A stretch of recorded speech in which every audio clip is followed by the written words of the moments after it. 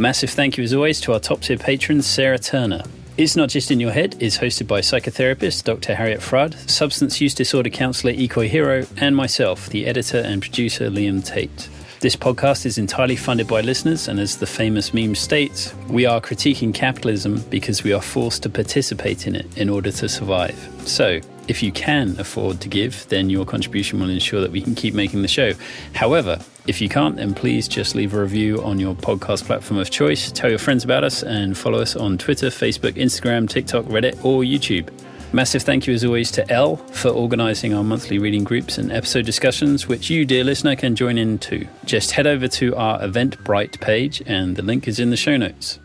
In the mental health field, too often, we've made it seem as if it's just in your head. The landlord can hijack the rent by 20%. That impacts people's mental health. We can't have a profit-driven mental health care system if we want our people to be connected and healthy. We have been facing a worldwide pandemic for the last several years, and one aspect of pandemic that hasn't really been discussed in, I think, honest detail has been the issue of long COVID, which follows the long history of issues that have gone hidden from larger society, such as chronic Lyme and ME/CFS, and all the potential long-term issues that can come from viral infections.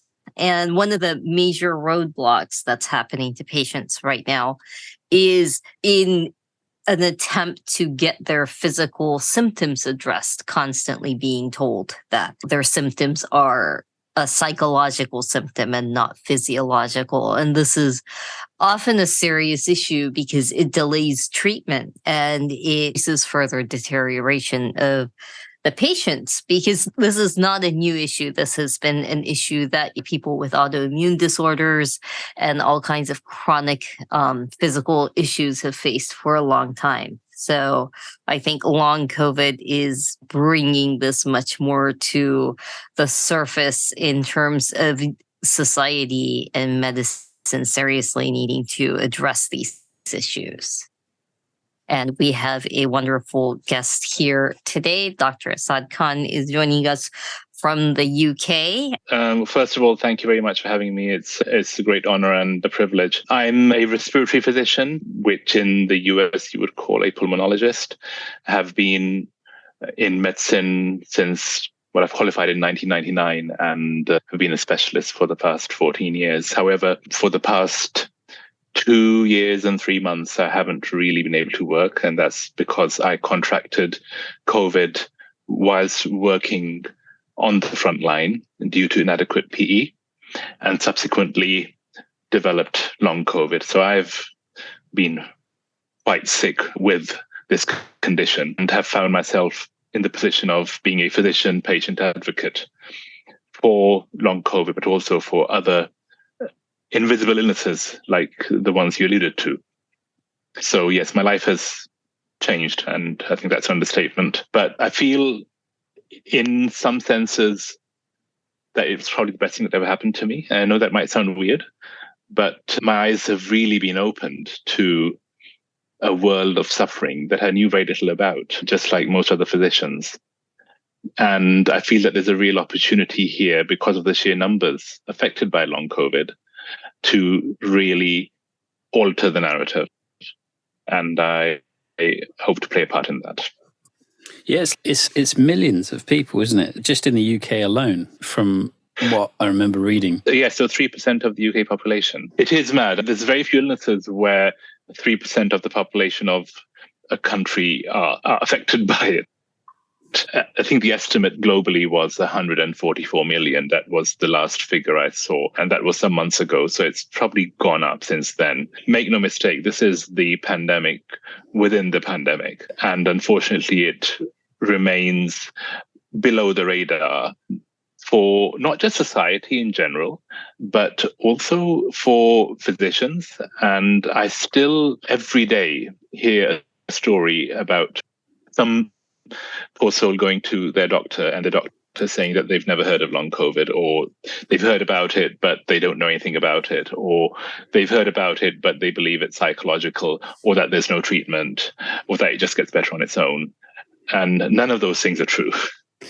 Yeah, that's wild. Is the chances of getting COVID, in your case, for example, was it because you had a massive sort of exposure load because you were on the front line with, like you said, crappy PPE, thanks Tory government? Is it random? Is it like you can just get a mild thing and then long COVID can just happen? And that's a good point. I think the science is a bit conflicted on this. It would make sense that if you have a high viral load, you get a severe acute infection.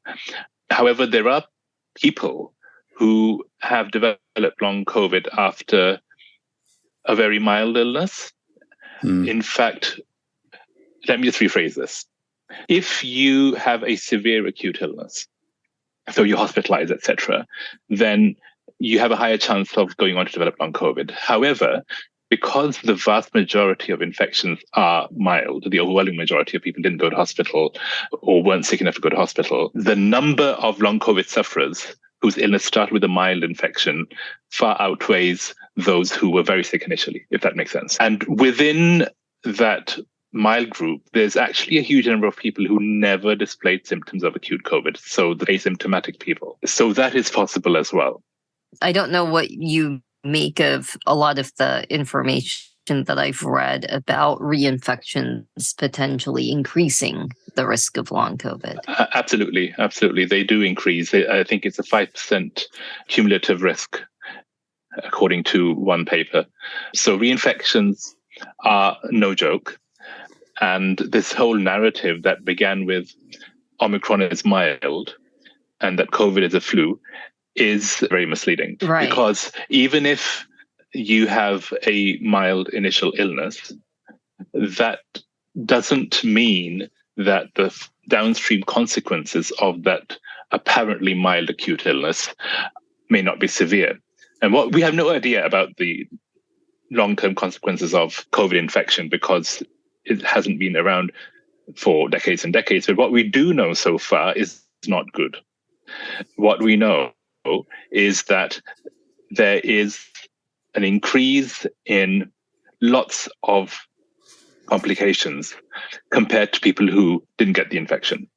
So there was a study done in England and Wales, and it was a medical records-based study. And they looked back at the records of, I think it was several million people, and identified those who had, who'd had COVID as a diagnosis, and those who didn't have a COVID infection. And they found that in the week after the infection, the risk of developing a blood clot was 30 times higher in the group which had COVID infection as opposed to those who didn't. Now, blood clots can take several forms. They can exhibit themselves as a clot on the lung, which is also known as a pulmonary embolism.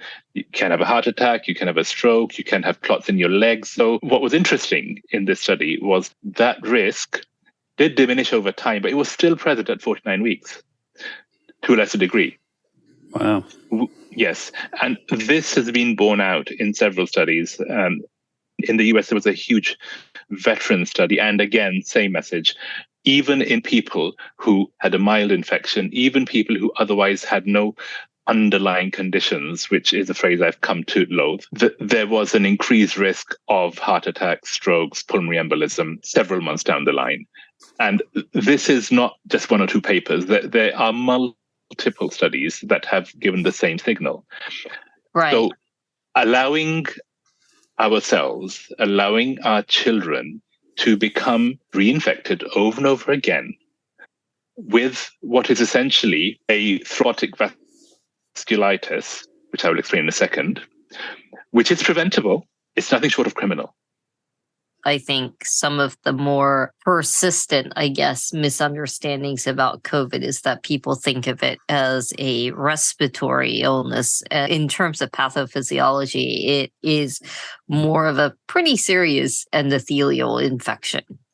Yes, that is definitely the unifying pathological process. Now, obviously, there can be a discussion about how you get get to that point. Is it because of a cytokine storm? Is it because of the spike protein itself? Is it because there's viral persistence? Is it because of antibodies? But what we know is that in every patient with long COVID, where people have looked for microclots, or they've looked for evidence of endothelitis, or they've looked for hyperactivated platelets, every patient has them.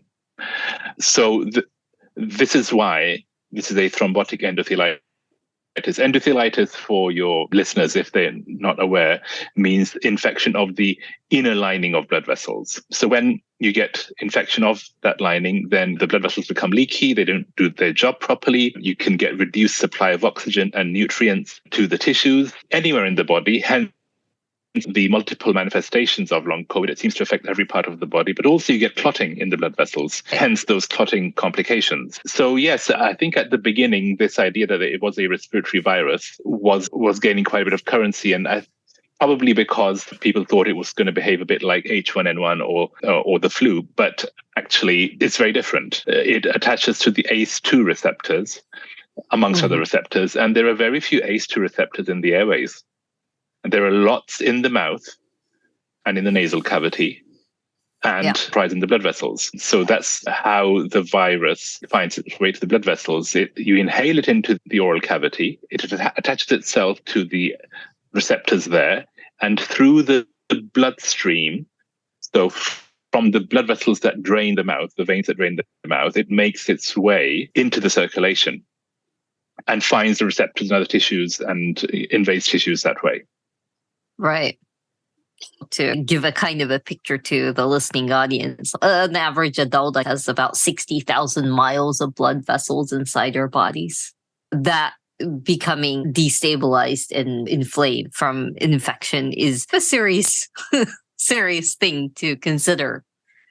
It's very serious. And when you think about it, you wonder why more people don't die with long COVID, because it's everywhere. But then, and this is an anecdote, a lot of people have reported that they're noticing an increased incidence of sudden death around them. So I just think people aren't making the connections, and it's something that needs to be studied. But I suspect that a lot of these sudden deaths were preceded by a COVID infection. Certainly, there has been an increase, even if you forget about the COVID in the background, there's been an increase in the number of fatal heart attacks. And there was a paper that came out compared to pre-COVID. And that is, again, no accident. Yeah, I think in terms of like a wider sociological picture, there is so much fear and shame that is built up around disability in a lot of modern cultures, but especially in the US and UK. A friend of mine has dropped out of circulation, and I got in touch with them, and they're not feeling well. And they're like, after my third infection, I just haven't been able to get back to myself. But whatever you mentioned long COVID to people shut down and deny, that's what's happening. I honestly think that there are a lot of people in denial. My circle of people is quite large, and within that, I know several individuals who clearly have long COVID but will not accept it because of the stigma that you mentioned, because it is seen as this mysterious illness that may have a degree of psychological causation to it, if not being purely psychological. So people don't want to be associated with it. And so, yeah, I think we are underestimating the numbers. That's interesting, isn't it? Because part of the rub in all of this is this sense that people aren't being believed by their doctor or whatever. But there's another, you're both highlighting another version, which is people don't even want to know. People gaslight themselves, and there is that denial. And yes, obviously the disbelief from doctors, from society, from family and friends. I tell you what, it's bad enough living with the illness, but to deal with that on top is just crushing.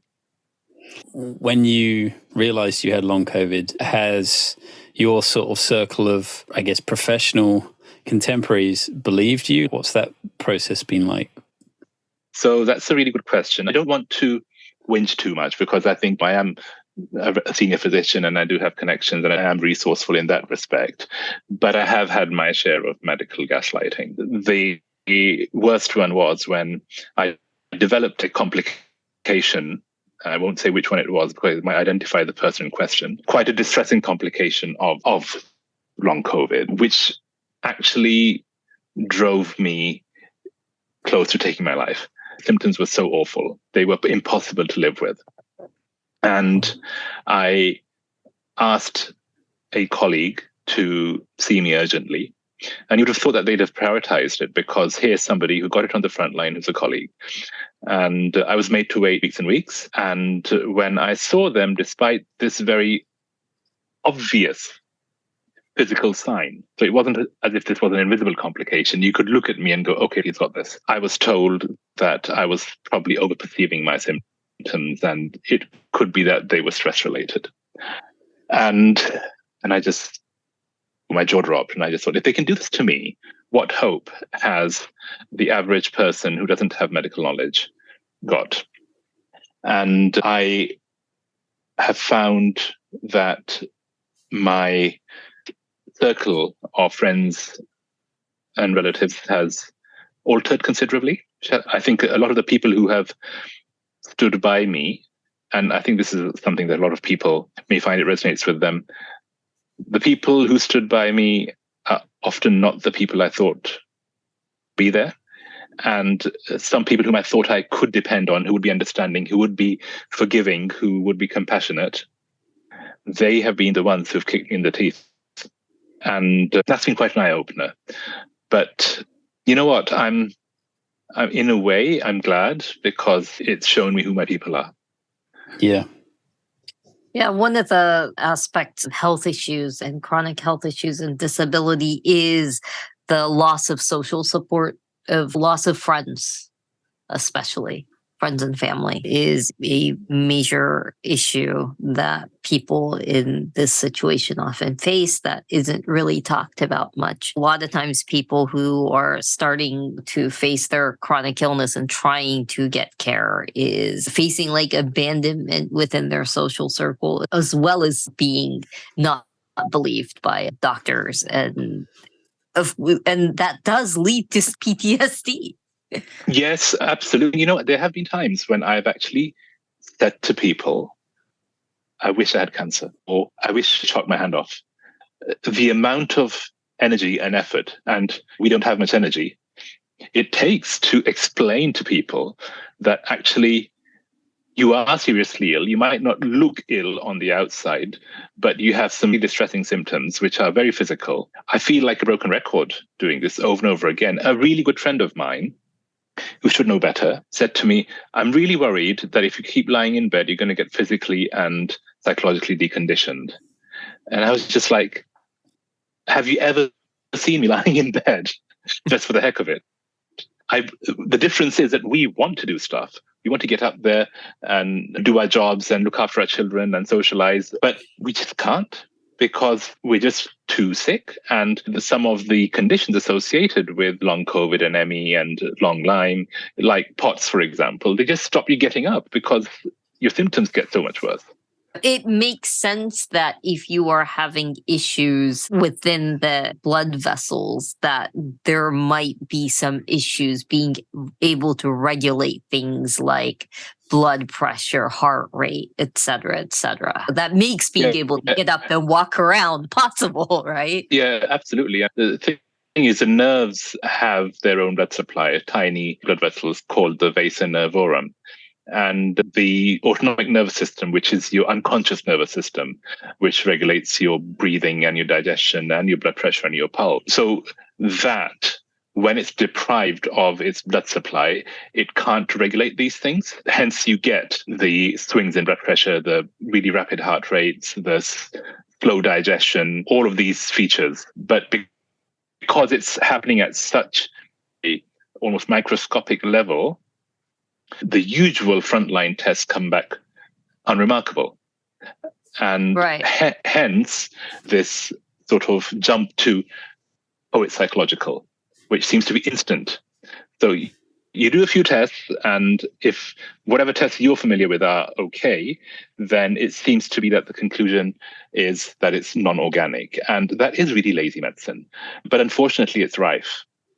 I think it's almost a culture. One aspect that a lot of people have talked about, whether it's autoimmune disorders or ME/CFS or now long COVID, is also like how expensive it is, because a lot of times people have to, for example, in the UK, go through private channels to get the tests that they're wanting to get, because it won't be run under the NHS or the American private health insurance system. So for a lot of people, in order to access care, they're having to pay out a lot of money out of pocket, whether that is in different types of treatments. I don't think the NHS I know you've talked about, is it apheresis? Apheresis. And I know that's not covered under the NHS, right? No, it's not covered under the NHS. It's actually not available in the UK for this indication, even privately. I guess in my case, I ended up making my own diagnoses and working out what was wrong with me. So I worked out that I had POTS and that I had mast cell activation syndrome. I could tell that I had issues with clotting. So I would just make appointments with specialists whom I knew had helped other sufferers with long COVID. And that's how I got investigated. If I'd gone through the usual system of being referred to an NHS specialist and waiting for them to assess me and give me the right treatment, then I would have got nowhere. I actually don't think I would have been alive. But there is another aspect to this, in that, yes, there are specialized investigations that do reveal abnormalities, but there is a lot of stuff that is easily treatable without expensive investigations. Say, for example, in the context of long COVID or in ME/CFS, a lot of people have this postural tachycardia syndrome. All you need to do is listen to the patient, and if they say that they get a number of symptoms such as heart racing, nausea, lightheadedness, which are worse on standing up, you've got your diagnosis, and you can confirm it with a simple office test where you just measure these things lying down and standing up. Similarly, mast cell activation syndrome, it's all in the history. The patient will say that I get these sudden episodes of wheezing, of burning during passing urine, of rashes, and they come and go, and they may have certain triggers. And that is treatable with antihistamines. So there's a lot that we can do before we get to the point of extensive investigations that can significantly reduce the symptom burden, because the symptoms are so awful. But unfortunately, we found ourselves in this position in the UK, in particular, I think, where if something hasn't been through 20 randomized controlled trials, then you can't do it. And the immediate response is, oh, there's no evidence. And I take great offense to that, because randomized controlled trials are only one kind of evidence. Right. And before we had evidence-based medicine in its current form, you used to have a discussion with your patient and say, okay, there's no consensus on what the best treatment for this condition is, but I know that such and such a drug has helped some patients of mine. Here are the benefits, here are the risks. How about we give it a go? Right. Informed consent and a risk-benefit ratio discussion. Now, clearly for relatively safe drugs like antihistamines, that's a no-brainer. But people are still struggling to get that. Obviously, if it's a, shall we say, more toxic drug potentially, like anticoagulation, then you might not make that decision that easily. But this slavish adherence to guidelines and evidence completely misses the point that there is very little benefit in doing nothing. Right. And it means that patients go without care ultimately, that they're not treated. Absolutely. Absolutely. And they deteriorate, not just that they go without care, but that they deteriorate, while there is no benefit to making people, not at least addressing some of their physical symptoms and doing something about it. Yes, and they become bedbound, and then they will become deconditioned if they weren't before, and the disease gets more and more entrenched and complex and harder to treat. It's mad. So long COVID, if people are being told, oh, this is just psychological, when obviously there's all these issues that are very real, I'm wondering how you personally navigate given that you at one point felt suicidal, were there actual psychological things that you did for yourself that kept you buoyant and helped you get through the things that you've gone through?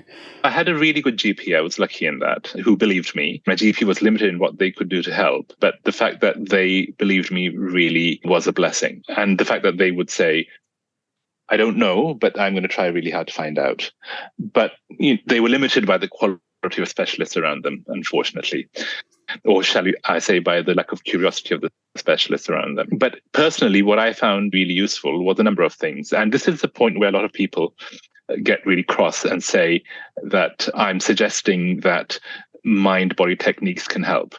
I'm not suggesting that. All I'm saying is, if you modulate your autonomic nervous system using certain techniques, then your symptoms will decrease in severity. So I used mindfulness, I used visualizations, I used breath work, I used vagus nerve stimulation maneuvers, and I was able to really reduce the symptoms of tachycardia and the temperature dysregulation and the sense of impending doom. I'm not saying that this will always work or that this will work for everyone, but in my case, I am so glad that somebody introduced me to those techniques because they kept me going. My idea of pacing was basically I'd do, at my worst, I would be able to do 15 to 20 minutes of activity, which might be talking to someone or looking at a screen. And then I would have to lie down and do breath work or meditation for another 10 minutes. And such was my day. The cycle just repeated. And that kept me going. And I highly recommend it to other people. And because not everything that's going to alter your physiology has to be a pill. When you do breath work or when you do meditation, you're actually altering things like the level of carbon dioxide in your blood. You're altering the balance between the sympathetic and the parasympathetic parts of your autonomic nervous system. So you're trying to move from fight or flight into rest, digest, and breathe. This is physiology. It's not in your head. And the reason I make this point is because, understandably, the ME/CFS community over the years have been quite scarred by psychologization. So any suggestion that sort of not medical or sort of complementary maneuvers may have a role sometimes isn't received very positively. But what I'm saying is not that this is psychological treatment. I'm just saying this is physical treatment, but it's just not a pill. Right. It's kind of physical therapy for your nervous system. One of the things that I think people often get scarred by is that these things are presented as cures when they are more complementary symptom management. Right? Yeah, no, I agree with you totally. Yeah, totally. They're not cures. No, they're not cures. Until I went to Germany to have specialized treatment to get the clots washed out and went on to anticoagulation, I didn't really get a lot better. I just stayed afloat using these techniques. But I do think that if I hadn't used them, I would have got a lot worse. But even now, not cured. I'm much improved in that I have some kind of life back, but I'm still quite limited. Yeah, the lack of curiosity thing is fascinating because that's come up before in the sort of mental health conversations. It's an affliction. I think I need to give the listeners maybe a bit of background about what medical education is actually and what the whole system within which we work makes you do. Or obviously long COVID is new, so it's not taught. But say, for example, POTS is hardly mentioned in the medical curriculum, even though it's quite common. ME/CFS, despite being so debilitating and having a worse quality of life than many cancers, barely gets a mention. Even then, it's presented as this controversial condition where we're not quite sure whether it's physical or psychological. There's no mention of things like post-exertional symptom exacerbation or post-exertional malaise or the sort of stimulus hypersensitivity that these patients get, which are really crucial to be aware of if you get a patient with this condition. Mast cell activation syndrome, I had never heard of it until I got it myself. And I've been a doctor how long? We are just not taught this stuff. And yes, even if you're not taught, one should remain curious and forever learning. But we work within a system that rewards where the whole emphasis is on processing patients rather than really delving deep. So it's exclude and reassure. Somebody comes in with chest pain, rather than going, what really is happening with this person's chest pain? Let's exclude a heart attack and a pulmonary embolism. And as long as it's not that, you can go home and it doesn't really matter what it is. Now, the patient could still be in severe pain, but that is the system we work within. And I don't think patients realize it. And it doesn't lend itself to that in-depth inquiry and that curiosity. And because if you hang on to patients and if you try and work out what's going on with them, then you get labeled inefficient. It's an example of like the systemic incuriosity that sometimes happens. I knew somebody that had really severe anxiety, and as somebody with really severe anxiety is often feels is this tightness, this burning, this pain in the chest region. And every time he would go to his doctor, they would go, oh, that's just anxiety. And he actually ended up mentioning his anxiety when he went to a friend, and a friend was going through medical school, and she was just like, you should talk to my supervisor. The guy ended up being a GI guy that treats a lot of anxiety, and it was just like, oh yeah, your anxiety exacerbates like acid reflux, and you really need to get your acid reflux and treat it. Oh. Okay. Right. But all these years, like doctors were just like, oh, that's just anxiety. Here. Yeah. I think also there's another aspect to this, that when people's symptoms get dismissed as just anxiety, just depression, it's doing the people who experience anxiety and depression a great disservice, because these are very disabling conditions in their own right. And can't minimize the suffering that occurs due to these diagnoses. So not only is it disrespectful to those people, but also it's taking resources away from people who really need it by making people who have serious organic pathology go to psychiatrists and psychologists and go to rehabilitation. It's diverting resources away from people who are seriously mentally ill, who could really do with seeing those people. The wait times for seeing mental health services in the UK, particularly for children, are ridiculous. In some areas, there is basically no service because the demand is so high. And yet we still persist with this nonsense of offering psychological treatments to physically ill people. You wouldn't do that to somebody who, say, had lung cancer. The first thing wouldn't be, oh, I think you should get up and exercise and you should go and see a therapist. Yes, those things may have a role in supporting the patient, but that's not the first thing you would say to them. Yeah, it's a really good point. And also just that phrase, it's just psychological. It's like, that's consciousness. That's life. Right. I'm having this experience. I'm trying to communicate an experience. And you're telling me it's minimizing your experience, basically, isn't it? Absolutely, absolutely. And I think at the root of this is that we should always believe our patients. If we're not going to do that, we have to have very firm grounds not to do that. It should be the last resort. The patient's experience is, like you said, it's patient's experience. It's real for them. They are feeling what they're feeling. If they say, feel like I can't take a deep enough breath, then just because that's not described in a textbook doesn't mean that the patient isn't feeling their breathlessness that way. When it comes to like mental health services, it's also when you're telling patients that their physical symptoms are psychological, there is a missed element of care in that you are unable to care for their PTSD. Yeah, absolutely. And give them proper support that comes with the stress of having a chronic illness. Yes. Because it's very stressful, right? That they need that kind of support of just being able to understand how stressful and how distressful and the social isolation and everything else that comes from having a chronic illness and getting support in that area. Instead, they're like gaslit and told that their symptoms are psychological. Yeah, and I'm yet to meet somebody with a complex, poorly understood illness who doesn't have medical trauma. I think this PTSD is rife. I have it myself. There was a stage where I couldn't bear the thought of seeing another professional. I remember that I got this appointment, and when I opened the letter, just the thought that I was going to have to go and explain myself and justify the physical nature of my symptoms, it caused me to shake uncontrollably and cry. And I just thought, oh, this is not me. But it just shows how devastating not being believed can be, that it can result in PTSD. If I'm in the environment where I experience certain symptoms, which went untreated for days and days, because nobody knew what to do with them or nobody was willing to offer symptomatic treatment. And if I go to that same room where I had those symptoms, they come back.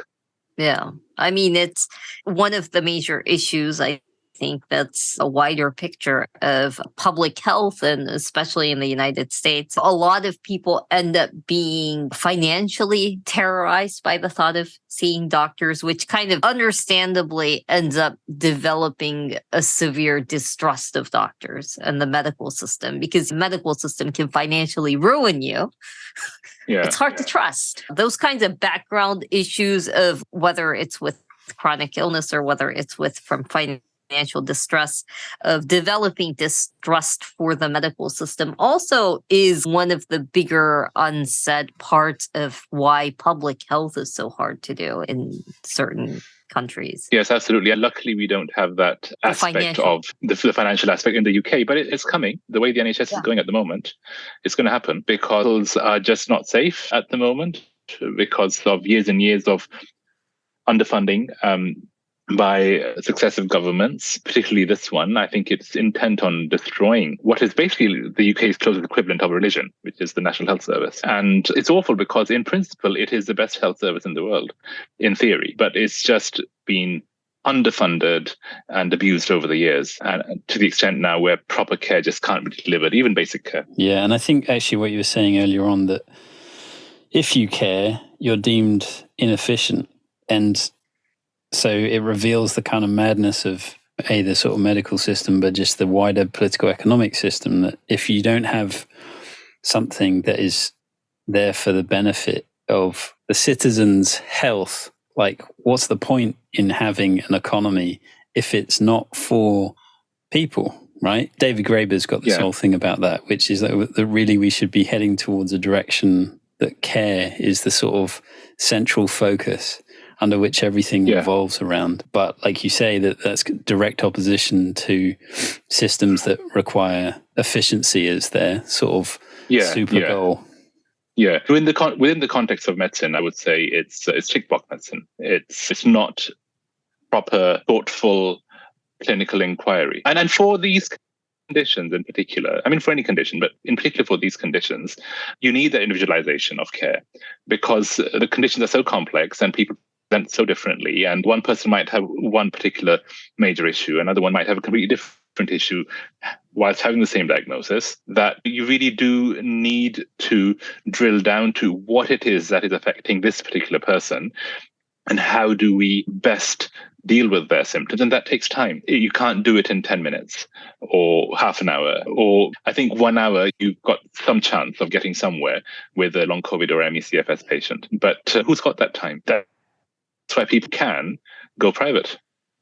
This is, again, like anecdotal comment that I read, but there was one lady after her COVID infection, and this was very early on, this was before the vaccines came out. She was one of the first people to get COVID, and a young lady in her 20s, she got a severe shingles infection after the recovery. And it was one of those things where she was just like, oh, at that point when COVID was still new, people, like young people getting shingles, was considered kind of alarming by a lot of doctors. Yeah. And she was commenting that like now when she mentions it to like a GP, they don't even inquire anymore. They just shrug their shoulders and go, it happens sometimes. Yeah. Rather than going, this is serious and it shows that the COVID has likely affected your immune system, which is basically what's going on. I think there's this, like I said, the system breeds mediocrity. So there's this acceptance of things that are quite serious, such as the infections that young people shouldn't be getting, or young and otherwise fit people shouldn't be getting, the huge increase in cardiovascular problems, the fact that this is happening to our children have endothelium as well. So we'll be developing premature cardiovascular and cerebrovascular disease and diabetes and all these problems. And we're just letting it happen when actually, if we ventilated indoor public spaces, sanitized, clean air, just like clean water, right? Yeah, it should be no different from clean water. Yet we have this bizarre spectacle of pediatricians in the UK speaking out against masking, and masking has become very political anyway, even speaking out against ventilation. Yes. Yeah, that's been a wild turn of unexpected. Like, I did not expect some of the comments that I've seen from medical professionals against clean air. That was a surprise, because that would have serious benefits, not just for COVID. It would help with any other airborne seasonal infections. It would help with allergies. It would help with so many things. Potential prevention. It's a no-brainer. Yeah. Yeah. Total no-brainer. But to speak out against that, what is your job? Isn't your job to promote health? What are the disadvantages of ventilation? Name me one. And there's classroom performance as well. If you control the carbon dioxide levels, it goes up. There's evidence to that effect. So it's such an obvious thing to do. It's sting because how a lot of people are presenting the anti-clean air argument is that it's just extreme paranoia. No, it's not extreme paranoia. I think we can't be paranoid enough about this virus. Never mind all the other benefits of clean air. We've got an airborne, highly contagious virus that causes a thrombotic endothelitis that is resulting in heart attacks, clots on the lung, diabetes, cognitive impairment, and we need to be a lot more afraid of it and give it the respect it deserves. Yeah, the parallel is cholera and the modern sewage system, right? Particularly in London, historically speaking. And it's the same thing. It's like in conversations with people who have doubts about this, it's, the modern sewage system is amazing. And HEPA filters are equally doing the same thing. They are cleaning the air. You don't need like dirty air to make your immune system stronger or something. That's not how it works. You need clean to better. You get dirty air walking around in public. This is specific to indoor spaces, right? We're not trying to HEPA filter outside air. Right. No, absolutely. Right. Yeah, if there was any benefit to dirty air, you'd get it that way. Instead, you get certain pediatricians talking about immunity debt, which is just completely made up. There's no such thing. There is no benefit to getting repeated reinfections with vascular viruses. It's nonsense. And yet they talk about immunity debt and they attribute the current issues that are coming to the surface in children to a lockdown that happened, how long ago was it now? 2 years, something like that? So for a few weeks. So apparently that's responsible for everything, rather than actually it's the virus that has weakened the immune system, which is making you more prone to getting your RSV and your flu and your other viruses. That is the more logical explanation. That's what you expect of a scientist. It's also one of those things where if you've been sick, you're going to be prone to more sicknesses, generally speaking, because your body is weakened, right? From fighting the initial infections. So it's one of those things where... Honestly, I think sometimes that there's an agenda here to minimize. People aren't curious. They don't think about things in a scientific way. They just explain things away as not important or not significant or as psychological. And I just don't know why. I don't know why people go into this profession if that is going to be their attitude. But maybe it is this system that conditions them that way. I think to a certain degree, people that are alive now, at least especially in the developed countries, the only thing that really scared people for a long time was things like cancer or even heart disease. People were just high blood pressure. Oh, I'll just take statins. I'll just take blood pressure medication and I'll be fine. These were things that used to lead to very serious things that are casualized now in a certain way. And ultimately, people got into this mindset that modern medicine will cure everything. Yeah. And that was never the intention of modern medicine. We'd lovely if we could do that. But there's very few diseases that we can actually cure. Mostly it's about control and amelioration. the impression that I get from talking to a lot of people, is that they really can't wrap their head around not having a nice, easy technological fix to it. Yeah, absolutely. I agree. I know it needs to be neat and tidy and something that you just pop a pill for.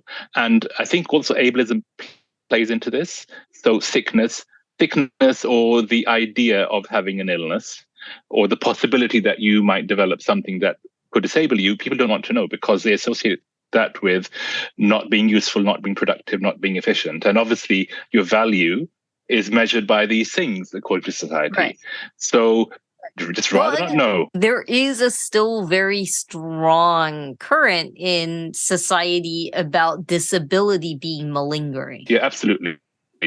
Absolutely. Right. And I think particularly if the disability it's episodic. So I'll give you an example. I use a wheelchair, but I don't need it for a short distance because I just don't need it. When the looks people give you when you get to the aircraft door and get out of the wheelchair and walk down the aisle, they're very telling. It's not a binary thing. You're not always in a wheelchair or not in one, but they don't, people are very unforgiving when it comes to this. It's one of those things where ultimately, if you're vulnerable, you are much more subject to people's prejudices. Yeah, absolutely. And people look at you differently, totally. Yeah.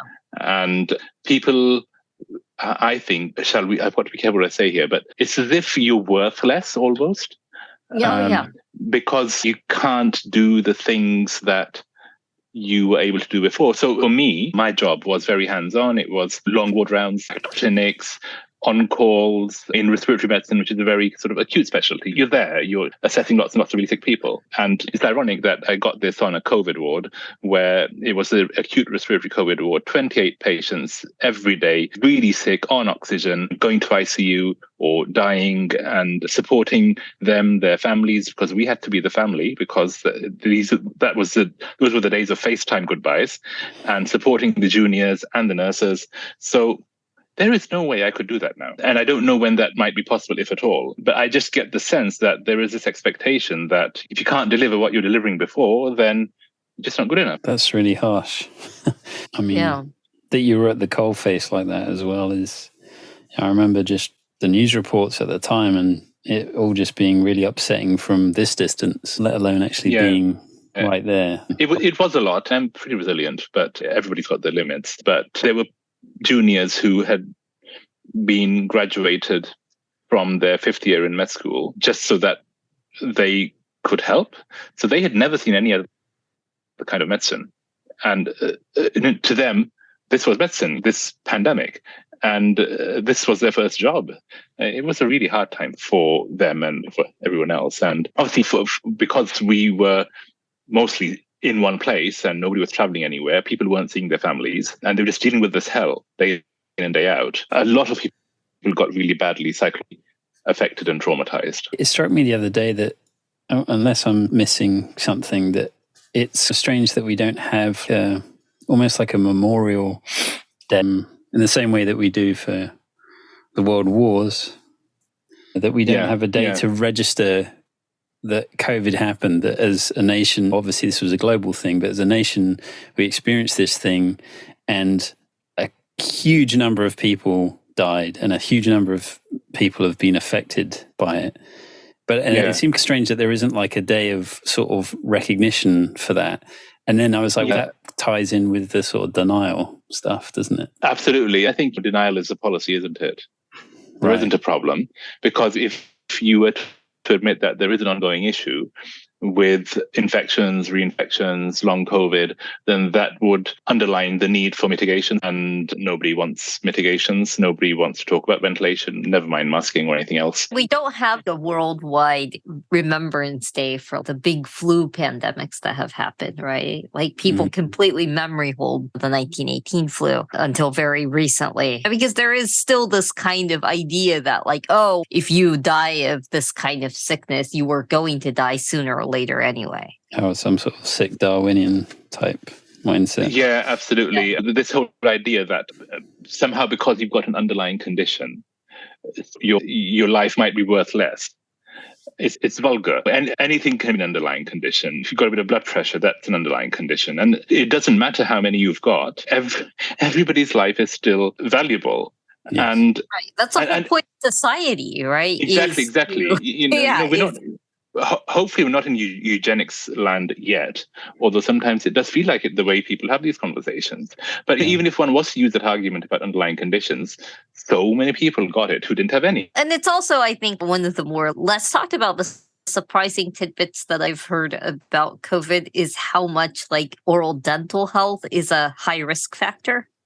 Yes, and I'm glad you mentioned that because I was hoping to come to that. And yeah, there is a direct relationship between how good your dental health is and various outcomes, including mortality.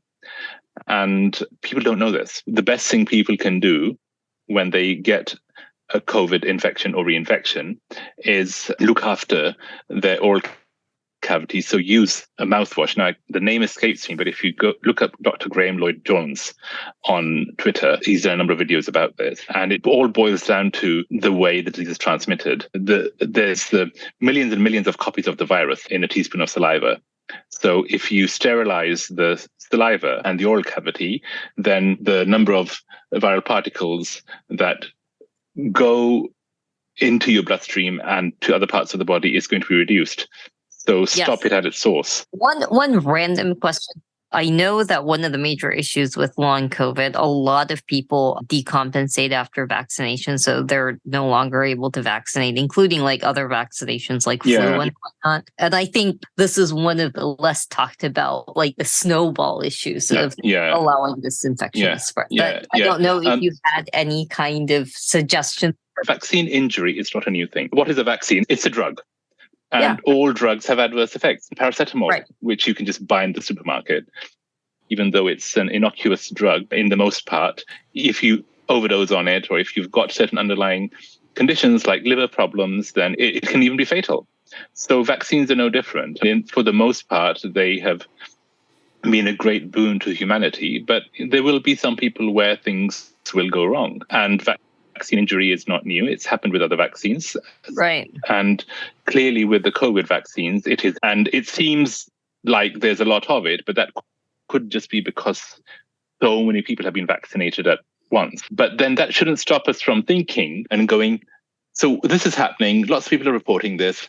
Let's try and understand whether there's a susceptibility here. And let's try and understand if there is something about the vaccines themselves that we could improve, so that few people get adverse effects.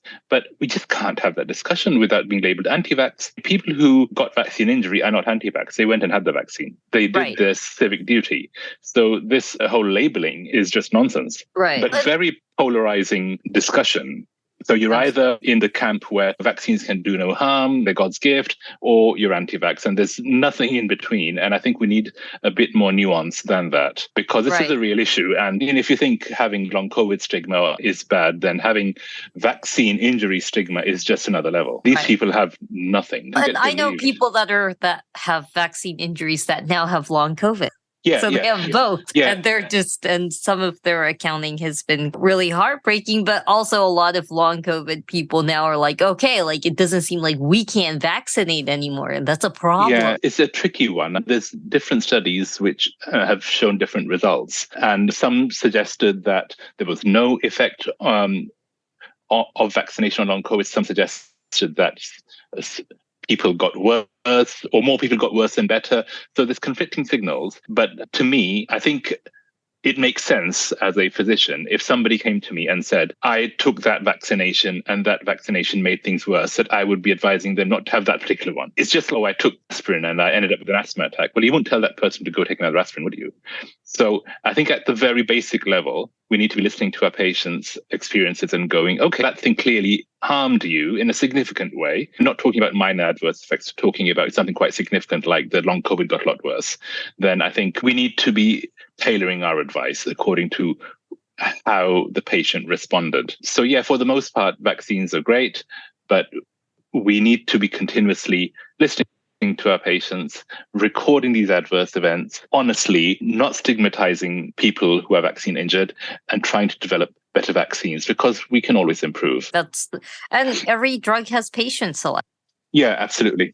Going back to about the vaccine causing long COVID or appearing to cause long COVID, I think there's a plausible explanation for this, in that the spike protein is the main kind of thought to be the main pathological part of the virus. And the vaccines, obviously, they either contain or they cause the body to produce the spike protein. So in the same way that somebody who was going to develop long COVID reacts to the spike protein from the virus, certain people may react to the spike protein from the vaccine in the same way, right, and develop similar symptoms.